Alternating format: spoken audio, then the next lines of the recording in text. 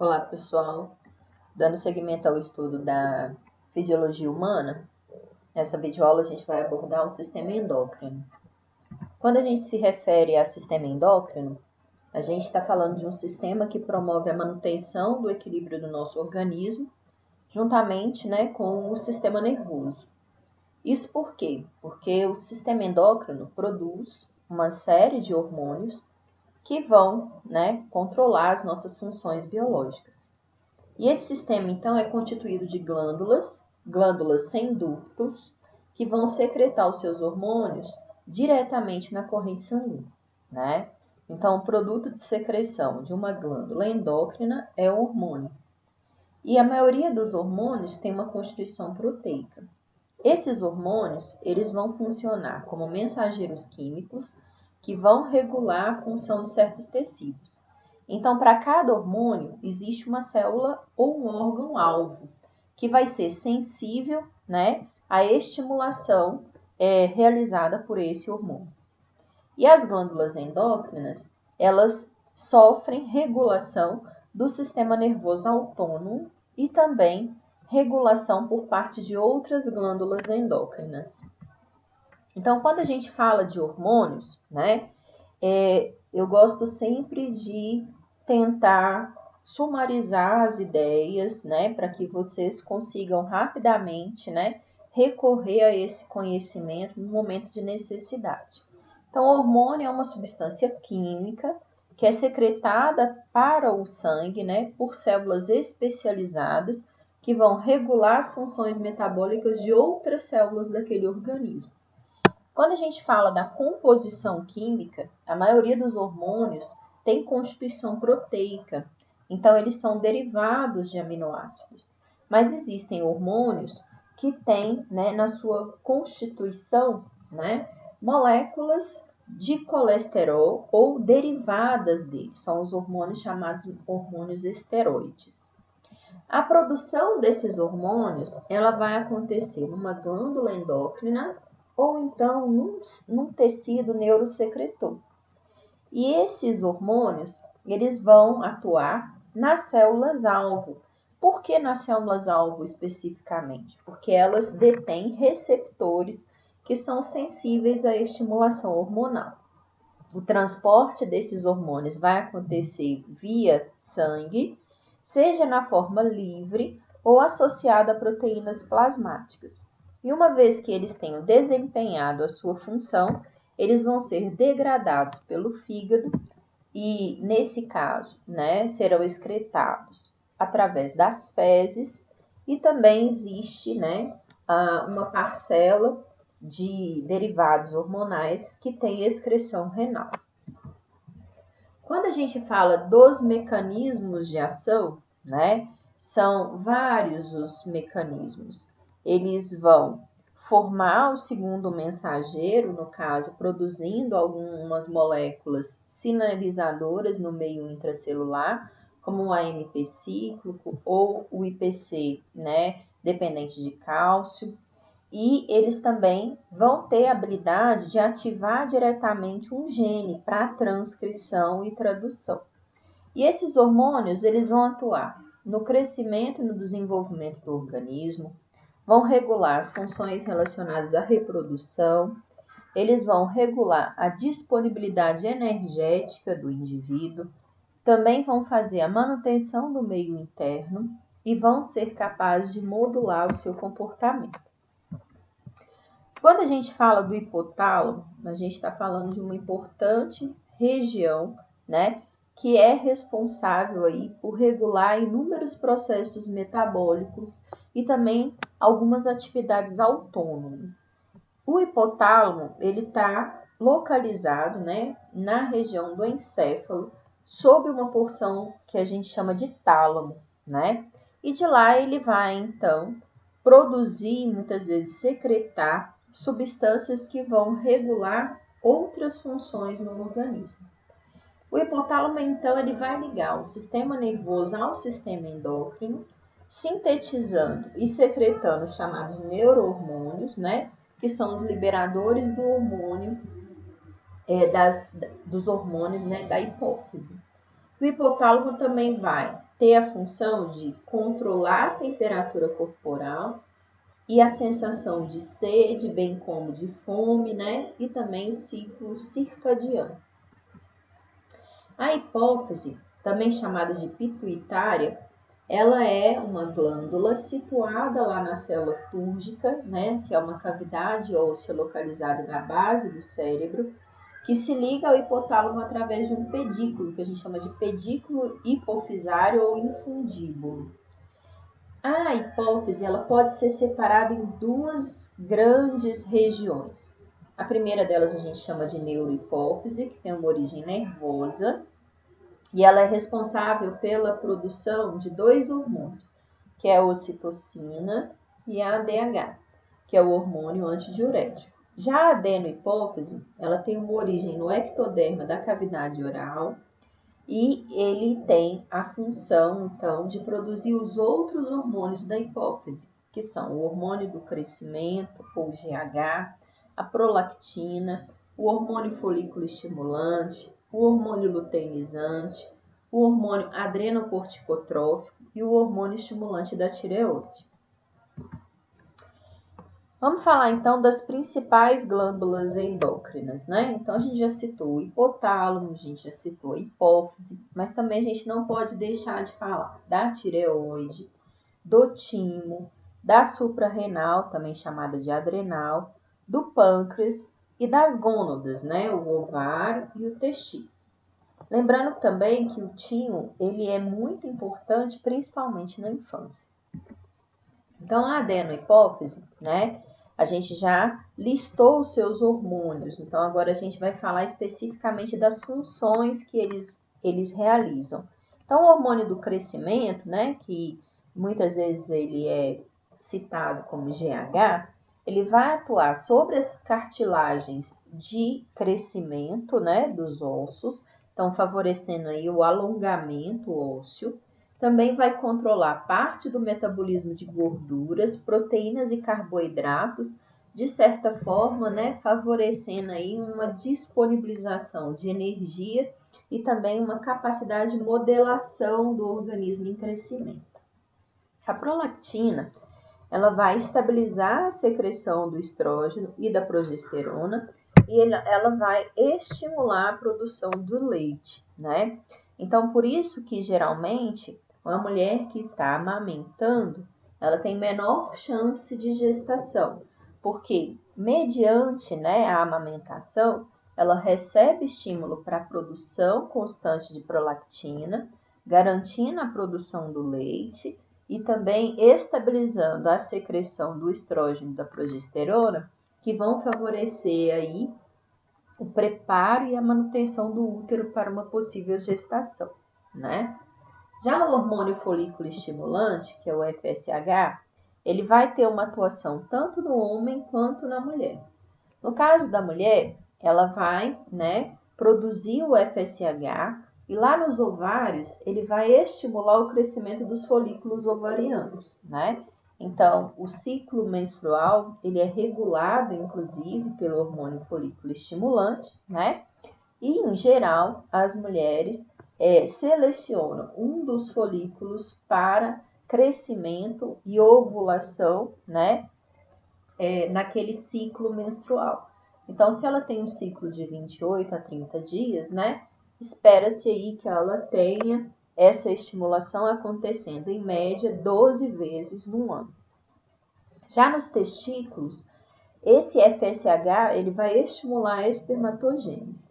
Então, o homem entre os 8 e os 80 anos, ele tem a habilidade de produção dos espermatozoides, haja vista, né, que a produção do FSH é constante. Já o hormônio luteinizante, na mulher, ele vai regular a produção e liberação do estrógeno, da progesterona e da testosterona. E o pico do LH coincide, então, com um estímulo para a ovulação. Já o hormônio estimulante da tireoide, que é o TSH, ele vai estimular a produção de tiroxinas, né, que é o T3, triiodotirosina, e o T4, tetraiodotirosina, né, pela tireoide.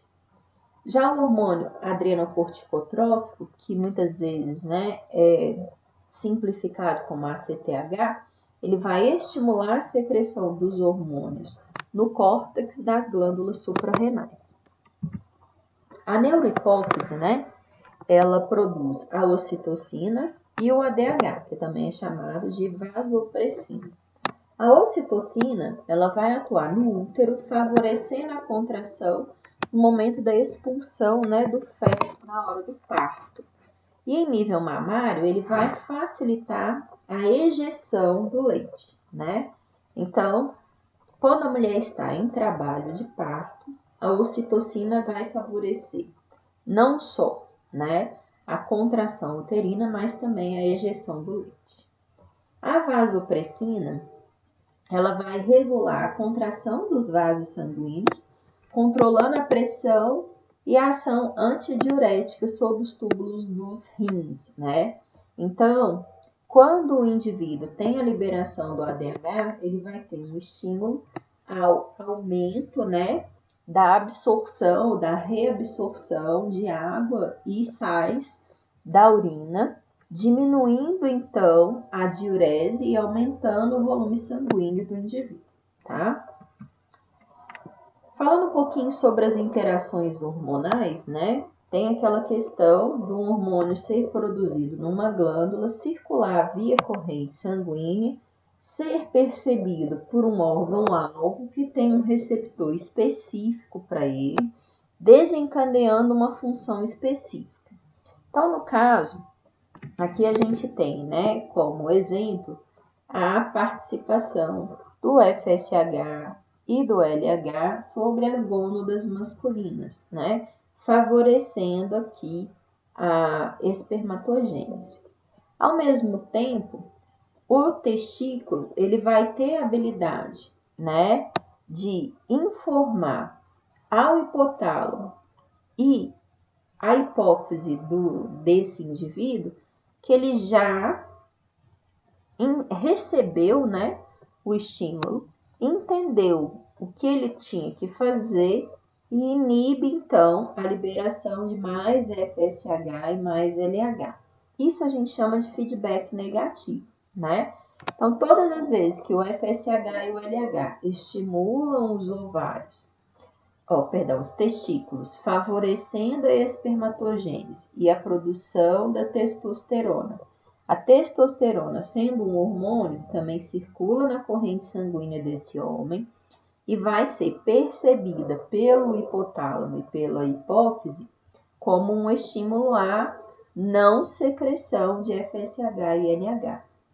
Dessa forma, né, a gente vai ver constantemente uma regulação hormonal, né, para que não haja aí vamos colocar, uma sobrecarga do organismo do indivíduo, né? Da mesma forma, o FSH e o LH lá nos ovários vai favorecer a seleção de um folículo ovariano para o crescimento, a ovocitação e a regulação dos hormônios ovarianos, que são o estrógeno e a progesterona. Então, esse estrógeno e progesterona, uma vez produzidos, né, pelo ovário, serão, então, despejados na corrente sanguínea. E aí, quando esse estrógeno e a progesterona passarem pelo hipotálamo e pela hipófise, elas inibem negativamente essas glândulas para a produção, né, do FSH e do LH. Então, num ciclo, a gente vê estímulo, né, e retorno no sentido de diminuir a produção. Então, com isso, a gente consegue ver ciclo, com isso, a gente consegue compreender, né, a organização do nosso organismo mesmo, né, no sentido de produzir sob necessidade, tá? E é interessante que essa figura aqui coloca, né, que os estímulos, né, os incentivos vão atuar a nível cerebral, favorecendo a produção ou não de determinadas substâncias, né? Vamos falar um pouquinho agora da tireoide. A tireoide é uma glândula endócrina que é formada, né, de dois lobos localizada aí, né, à frente, né, no nosso pescoço, à frente da nossa traqueia. Ela tem esse aspecto, né, lembra aqui uma borboleta. E a tireoide é, sem sombra de dúvida, uma das glândulas mais importantes para a fisiologia de um adulto, né? Por quê? Porque ela produz esses hormônios aqui, o T3 e o T4. E o T3 e o T4, eles são hormônios responsáveis pela regulação de todas as funções fisiológicas, né? Então, eles vão regular o metabolismo, afetando o aumento, né, e a taxa funcional de muitos tecidos.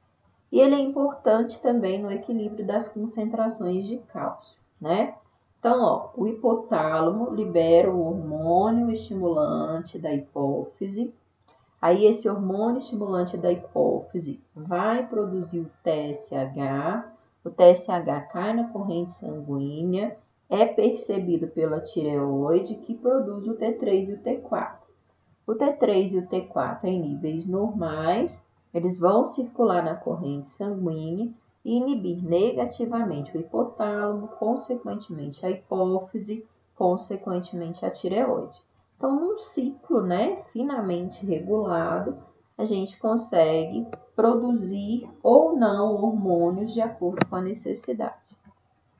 Então, o T4 é a tiroxina, o T3 é a triiodotironina, né? Que tem como principal função aumentar a velocidade das reações químicas de quase todas as células. Por isso que a gente fala que eles regulam o metabolismo, né? Já a calcitonina, ela vai ter a função de regular a concentração de cálcio sérico, ou seja, circulante, e vai aumentar a deposição de cálcio nos ossos numa ação contrária ao paratormônio, né? Então, enquanto o paratormônio ele vai retirar o cálcio dos ossos, a calcitonina vai tirar o cálcio da corrente sanguínea e depositar sobre os ossos, né? Então, a gente vê uma modulação de diferentes hormônios sobre a mesma função. A paratireoide, né? Então, ela produz o paratormônio. O paratormônio ele vai aumentar a concentração de cálcio no sangue, por quê? Porque ele vai estimular a atividade osteolítica dos osteoclastos, né? O osteoclasto, vamos lembrar que é a faxineira do tecido ósseo, que tem a função, então, né, de destruir o cristal do osso, ou seja, degradar o carbonato de cálcio para disponibilizar esse cálcio na corrente sanguínea. Ao mesmo tempo, o paratormônio tem outras atividades. Ele vai aumentar a reabsorção renal de cálcio e também vai aumentar a absorção intestinal de cálcio, né? Então, a gente vê que as paratireoides, que a gente tem em número 4, né? E elas estão aqui, duas em cada lobo da tireoide, elas têm uma função extremamente importante aí na manutenção dos íons da concentração dos íons cálcio no nosso organismo. Isso porque o cálcio não está só na estrutura dos ossos, dos dentes. Ele faz parte, né, da estrutura, vamos lá, da cascata de coagulação sanguínea. O cálcio vai fazer parte, né, da ligação entre a miosina e a quitina para a contração muscular. Então, a gente pode citar N outras atividades, né, que o cálcio desempenha no nosso organismo, que não somente a composição do carbonato de cálcio. As glândulas suprarrenais, né, como o próprio nome diz, elas estão acima dos rins, né? Então, a gente tem também número par, tá? Uma sobre cada um dos rins e ela é formada de duas partes distintas. A parte medular, que é a parte central, e a parte cortical, que é a parte mais periférica, que vai circundar aí a medula, né? A parte medular, ela é formada por células neuronais do sistema nervoso simpático, então ela é responsável pela secreção de neurotransmissores, que são a epinefrina, que é também conhecida como adrenalina, e a norepinefrina, que é conhecida como noradrenalina. E elas vão ter atuação, né, no sistema nervoso simpático aí, favorecendo uma série de atividades metabólicas.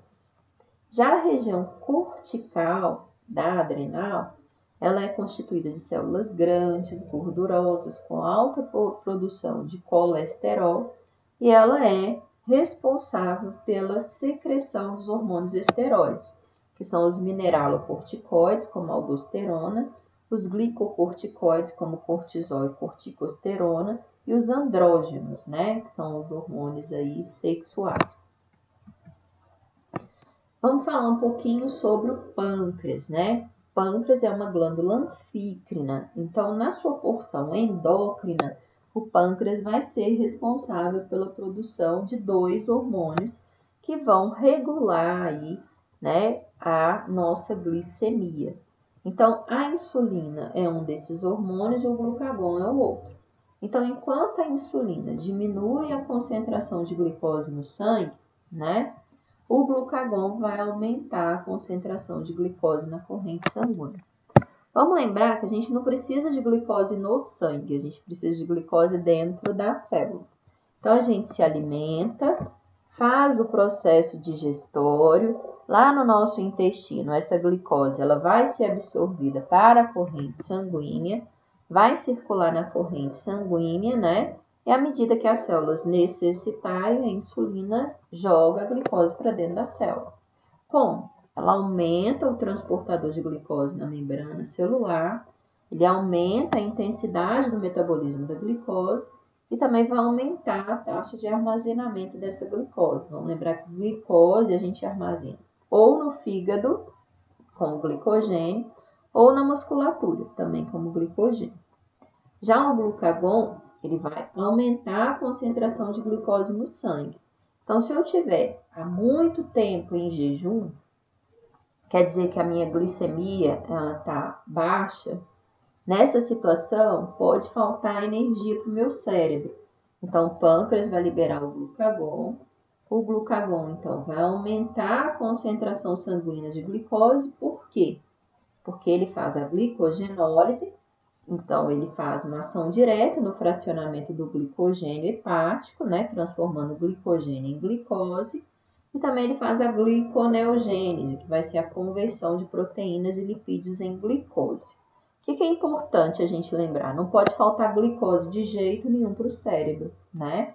Então, a glicogenólise e a gliconeogênese são estratégias aí para disponibilização de glicose aí constantemente para todas as nossas células, principalmente para o cérebro em situações de jejum prolongado. A insulina é produzida pelas células beta do pâncreas. Eu guardo sempre como binsulina, né? Então, se a célula beta produz a insulina, a alfa vai produzir o glucagon, tá? Então, o indivíduo que é diabético, ou ele não tem habilidade de produzir insulina, é aquele indivíduo que na primeira infância, por algum motivo, as suas células beta se destroem. Então, a partir do diagnóstico, esse indivíduo necessariamente precisa de injeções diárias de insulina, ou esse indivíduo se torna diabético ao longo da vida, principalmente quando ele tem uma dieta aumentada em carboidratos e lipídios. Isso, de certa forma, dessensibiliza as células da insulina, né? E aí, o indivíduo ele tem muita glicose circulante no sangue, mas a insulina não consegue sensibilizar a célula para jogar a glicose para dentro dela. Então, muitas vezes esse indivíduo vai precisar aí ou de um medicamento, né, que vai aumentar essa sensibilidade celular à atuação da insulina, ou então a própria insulina sendo administrada aí pelo menos 1 ou 2 vezes ao dia, né? O ideal é não chegar a esse ponto. Como que a gente faz isso? Tendo uma dieta adequada, atividade física constante, né? Um acompanhamento de saúde, porque se você tiver um fator genético, você pode ter uma vida regrada, que pode ser que a sua genética manifeste, né? Então, tem menos probabilidade, mas existe essa probabilidade. Então, o acompanhamento também médico é importante. E no caso, né, de pessoas que estão buscando emagrecimento, né, normalmente o que a gente faz? Diminui a ingesta de carboidratos, principalmente, aumenta a atividade física. Com isso, a gente vai favorecer, né, mais a liberação do glucagon, favorecendo aí, né, a glicogenólise, a gliconeogênese, que vai, então, recorrer às reservas desse indivíduo, né, tanto de proteínas quanto de lipídios, para conversão em carboidrato, e com isso o indivíduo perde, né, peso. Aqui a gente tem só um esquema, né, para que a gente consiga compreender essa atuação da insulina e do glucagon. Então, toda vez que eu me alimento, né, eu vou ter alta taxa de glicose. Essa alta taxa de glicose na corrente sanguínea vai estimular a célula beta, que vai liberar insulina, e aí o que vai acontecer? Todas as células, inclusive as células hepáticas, né, do fígado, vão absorver a glicose, e aí, no caso do fígado e da musculatura, vai armazená-lo, né, na forma de glicogênio, se ele não estiver precisando dessa glicose prontamente, né? Numa situação de jejum prolongado, em que eu tenho baixa taxa de glicose na corrente sanguínea, eu vou ter uma inibição da célula beta, estimulação da célula alfa. A célula alfa, então, vai favorecer a liberação do glucagon. O glucagon vai lá no fígado, pega aquele glicogênio que estava armazenado e transforma novamente em glicose e disponibiliza aí para a corrente sanguínea. Falando um pouquinho das gônadas, então testículo é a gônada sexual masculina, a principal função dele é a produção do espermatozoide, e além dessa função, ele tem a função de produzir o hormônio sexual masculino, que é a testosterona, né? Que é responsável aí pela manutenção dos caracteres sexuais secundários masculinos.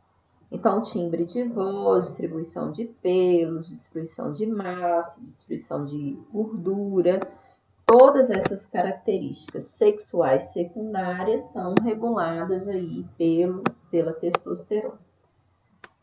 Ambas funções estão sob o controle dos hormônios gonadotróficos, né, produzidos pela hipófise anterior, que são o hormônio luteinizante e o hormônio folículo estimulante, né?